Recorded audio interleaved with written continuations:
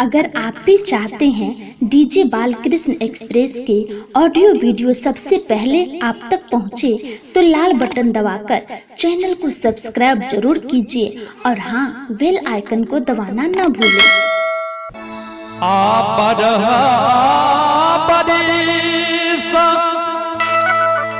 बाबा हो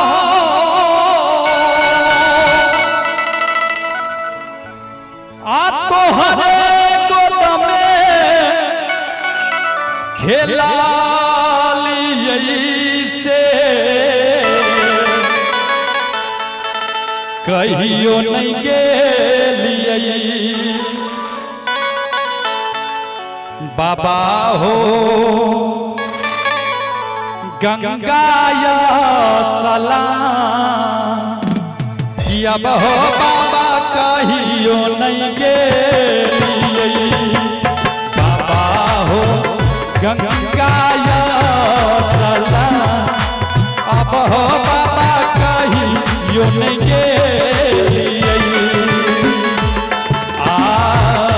बढ़ा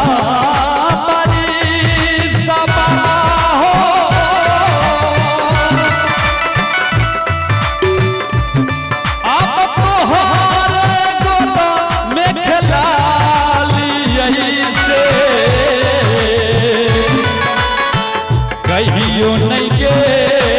गेलिए बाबा हो गंगाया सलाम अब हो बाबा कहियो नहीं गेलिए बाबा हो गंगाया सलाम अब हो बाबा कहियो नहीं गेलिए।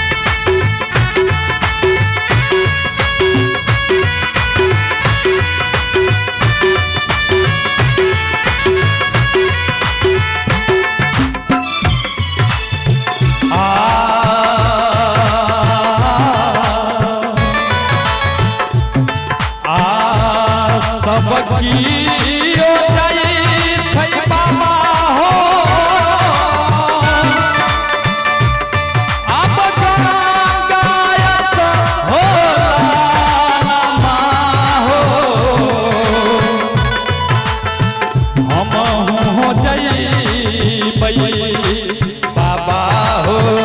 गंगाया सलाम अब हो बाबा हो जई बाबा हो गंगाया सलाम अब हो बाबा हो जई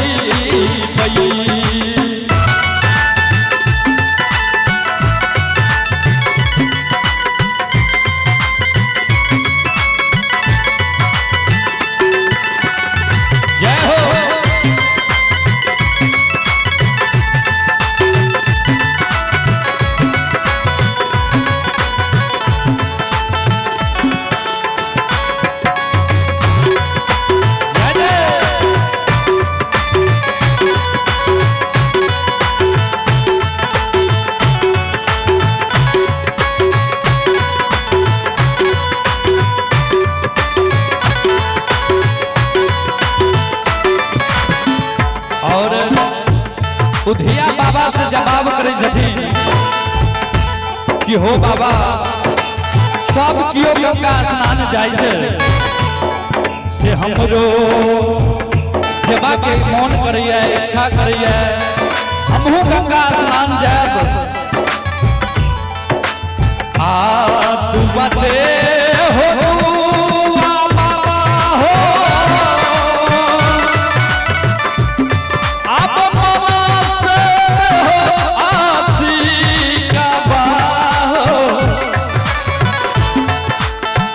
हम में जई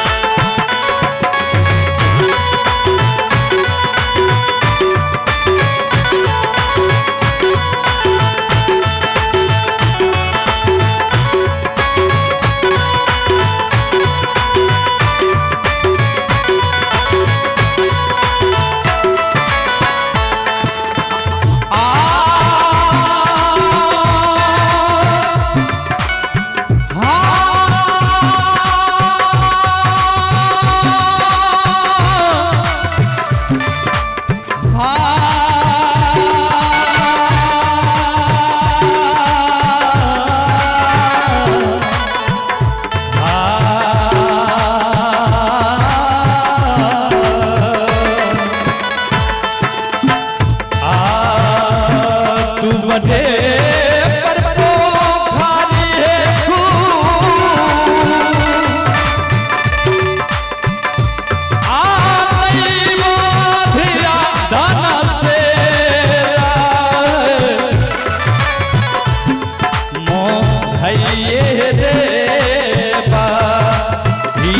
पोखरिया के रुपा पार है मोरैये देवा धिया है पोखरिया के रुपा अब है धिया मोरैये देवा।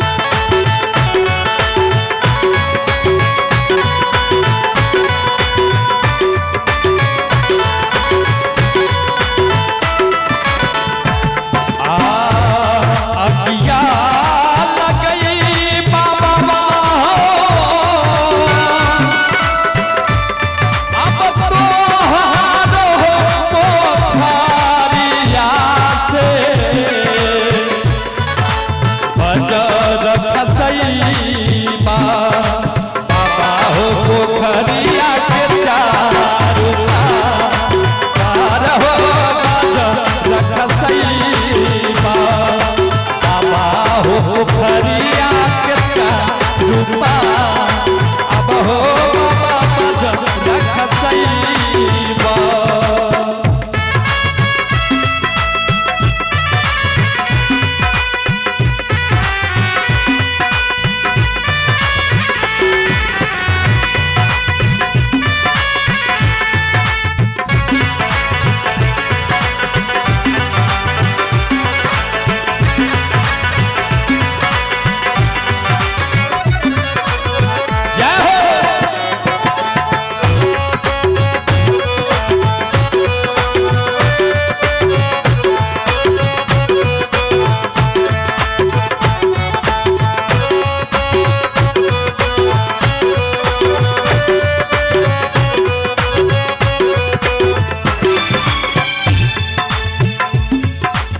बाबा से धिया धन से जवाब कर रही है कि हे धिया तू की करब गंगा स्नान जब हो गंगा स्नान में बहुत भीड़ मेला लगे है तू नादान छ नाबालक छ हरे जब हो भूतले जब हो तू गंगा स्नान नहीं जा तू कथी लखन गंगा स्नान जब हो। धिया बाबा से कैसे हो बाबा गंगा मैया के किनारे में भीड़ मेला लगी है तू अब अभी नादान छ नाबालक छ हरे जब हो भूतले जब हो गंगा स्नान नहीं जा और गंगा स्नान तू की करो जब हो। धिया के बाबा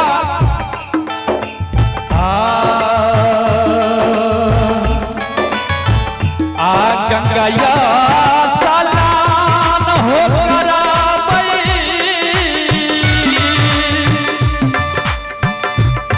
आप मैया से मंगबै बरदाना हो भौजी के होई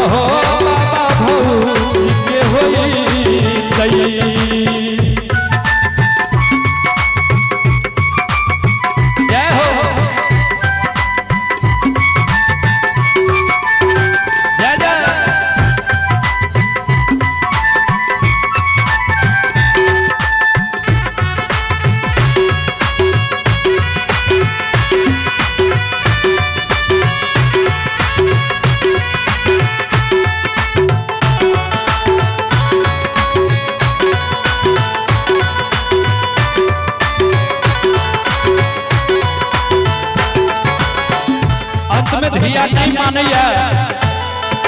गंगा स्नान कह के हो बाबा हम जेबे करब नहीं मानैया बाबा धिया के आशीर्वाद दे दै छथिन